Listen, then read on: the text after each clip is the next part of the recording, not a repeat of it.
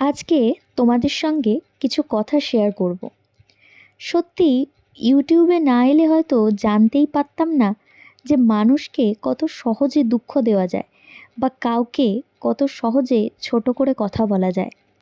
আমি তো কাউকে কিছু বলার আগে 10 বার ভাবি যে মানুষটার খারাপ লাগবে না তো এভাবে বলবো। আসলে ওই যার শিক্ষা যেরকম। অনেকেই দেখি আমার লাইভে এসে ভিডিওতে এসে কমেন্ট করে যে তোমাকে দেখতে খারাপ, তোমার দাঁত অনেক উঁচু, তোমার ভিডিও খুব বাজে। মানে দেখো, দেখতে খারাপ, দাঁত উঁচু হতেই পারে, কারণ এটা তো আমার হাতে নেই। কিন্তু ভিডিও খারাপ, আমি কি এতটাই খারাপ ভিডিও বানাই? তোমরা অনেকেই কম বেশি তো আমার ভিডিও দেখো, তোমরা একটু জানিও তো যে আমার ভিডিও কি এতটাই খারাপ হয় যে মানুষ এভাবে আমাকে বলতে পারছে।